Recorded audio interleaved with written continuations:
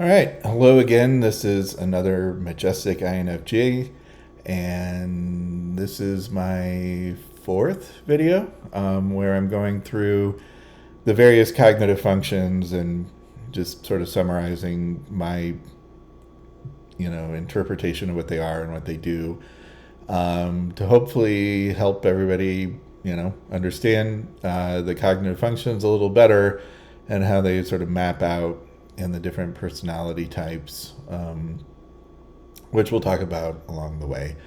I did post an introductory video to this series. I invite you to watch that first if you haven't already, just because I go through all the sort of caveats and nuances that, about these videos and sort of their purpose and things to watch out for. And so I invite you to watch that if you haven't already, but even if you haven't, that's fine. I just did it so I don't have to do that for every one of these videos, and try to keep these things as short and sweet as I can, which is hard for me. Okay, so extroverted feeling. So extroverted feeling, in a nutshell, the essence of it is goal-oriented behavior in the social domain. So you're in your current state, you want to get to your goal state. How do you do that? How do you navigate the social world, the social dynamics, interacting with other people to get from where you are to where you want to be? Now, if you haven't watched my extroverted thinking video, you might want to watch that as well, because I'm going to be comparing the two here. And in my extroverted thinking video, I talk about how extroverted thinking is basically goal-oriented behavior in the object or spatial domain, right? So you're in your current state, you're looking to get to your goal state, and for example, somebody gives you a pile of wood and says build me a table. You start off with the pile of wood, you want to end up with a table. You're dealing with the object oriented world, and there is an orderly systematic process where you go step by step in order, from your starting position to your ending position, and it's very linear usually. And when you're engaging in extroverted thinking, you have to think about, okay, what steps do I have to take to get from point A to point B, and then from point B to point C, so on and so forth. Okay. Now that's different from extroverted feeling. Because in extroverted feeling, you're dealing again in the social domain, and you're dealing with people. And people are not like objects. People are very unpredictable. People, you got to take a lot more into account when dealing with people than dealing with objects. Not all people are going to react the same way. And even any given person might react or act a certain way one day and a completely different way the other day, based off of their mood, their motivation, whatever is affecting them. And your FE is the system that your brain developed to work with people, basically, to interact with people. So you want to sort of think about, and because you're dealing with people in the outside world, then it's extroverted in that respect. You're dealing with things going on in the outside world, and you're interacting with things in the outside world, as opposed to just, categorizing or coming up with something in your, solely in your head, right? You're not just making up a story here. It's something that you actually have to do out in the real world and interact with these people. And so your brain actually has developed a system that is independent from your object oriented or your spatial oriented system, and it deals specifically, with people. And so a lot of times, you'll hear people talk about extroverted feeling as if it's sort of expressing emotion or building harmony or building consensus among the group. And that can be part of it, right? I mean, that could be a very large part of it where, if you're trying to get from if you're trying to accomplish some sort of goal or get to your goal state, then building consensus a lot of times is a way to do that. Or expressing emotion, expressing, how you sort of feel about things, even though that's FI stuff, you can use that in sort of your quote unquote bag of tools or your bag of tricks to achieve your goal, right? But it doesn't necessarily always have to be that way. For example, you can think of a situation where you have to achieve some sort of goal in the social domain, but it might create disharmony. For example, one example I've used in another video is, let's say you manage a team of people at your job, and you've got two people who are up for a promotion, right?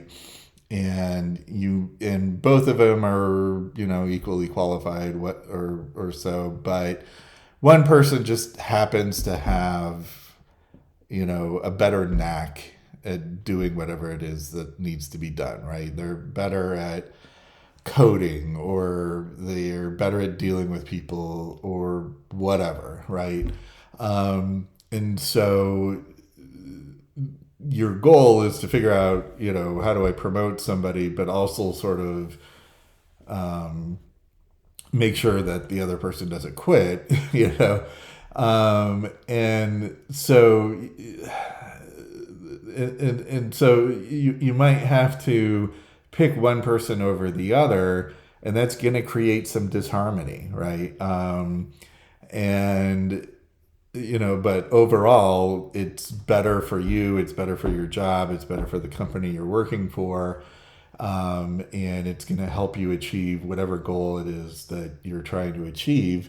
This person, might be better at it than the other person. And then, but by not hiring the other person, you might have created disharmony among the group. And maybe even the person that you give the promotion to doesn't want it, and they might, that might create disharmony with them. But overall, you think that, this person in this spot is the better fit. And so FE is really a lot about just sort of navigating the social hierarchy, right? So there's a lot of components to it. There's the ability to interact with people, the ability to build relationships, to build trust with people, but also just sort of being able to understand people and sort of understand what their pros and cons are, right? And FE is a lot of just sort of categorizing people. Is this person the right person for the job? Is this person better suited in this position as opposed to another position? Where are they on the hierarchy? If so let's just think of another example. If you're dealing with a group of people and you need somebody to make a decision that's like higher up than you on the hierarchy, well, first of all, you have to figure out, okay, who's the highest on the hierarchy, and how do I interact with this person and get them to agree with me so that I can achieve this goal, right? So there's a lot of diplomacy, there's a lot of interacting with people and reading people and understanding who they are. And so, really, I think of extroverted feeling as sort of the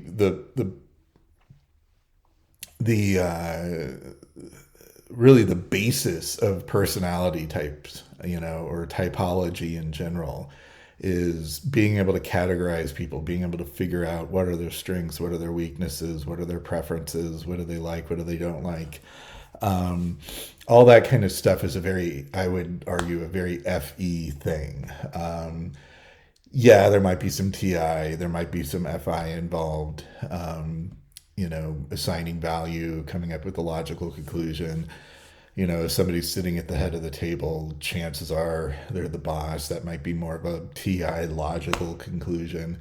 But FE, again, is going to play a critical role because, again, it's an entirely different system in your brain that's developed to navigate the social domain and get you from your current state to your goal state. And again, because you're dealing with people, people are unreliable. And so you need sort of this non-linear system that isn't necessarily step by step. Everybody, just follow these steps and you'll get there. There's a little more nuance involved. There's a little bit more give and take. It's more of an art than a science. It's a little bit of a dance, right? But at the end of the day, all of that stuff adds up to creating a system that gets you from point A to point B in the social domain. Okay, so a lot of times you'll hear people describe FE as consensus building, harmony building, and again, yeah, that's part of it, but not necessarily all of it. People who have really strong FE are probably very good at building consensus, building harmony, making people feel comfortable, getting them a drink, that kind of thing. But really what they're doing is they're navigating the social domain, and whatever goal they have in mind, they are using their social interactions to achieve that goal. And if the goal is just making sure that everybody's having a good time and everybody's having fun, then fine, that's your goal, and you're going to be very good at if you're a strong FE user, at making sure everybody's having a good time.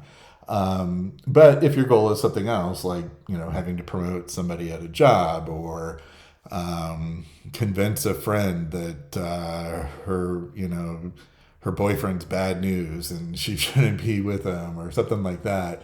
That's sort of different FE mechanisms, and it might lead to disharmony. It might lead to somebody resenting you or not liking the overall outcome, but to you achieved your goal. And if you had to, quote unquote, break a few eggs or something to make the omelet, sometimes, your FE has to do that. But all things being equal, you'd like to not have to break any eggs to make your omelet, and keep things harmonious if at all possible, but might not always work that way. So that's FE in a nutshell.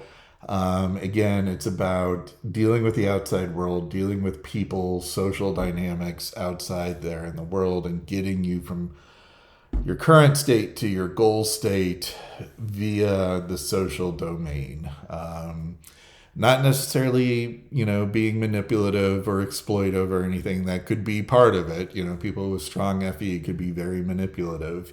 But, if they're a balanced, psychologically balanced type person and have really strong values, on the FI side, then, they could probably achieve their goal without being exploitive or manipulative. So, I don't want anybody walking away from this thinking that FE is just all about manipulating people and getting them to do what you want them to do. It's more about finding a way to achieve your goal in this social domain, and reading the room, understanding where people are on the hierarchy, who's going to make the decisions, who has the various skills that are necessary to attack the problem, and also just being able to interact with people and convince them that it's good for them, or it's good for the group, or whatever, and getting them to sort of get on board with your overall plan. Okay, so I welcome any sort of comments, responses, questions, response videos, anything like that. Let me know if you have any questions or want to discuss further, and I'll see you in the next one. All right, thanks. Bye.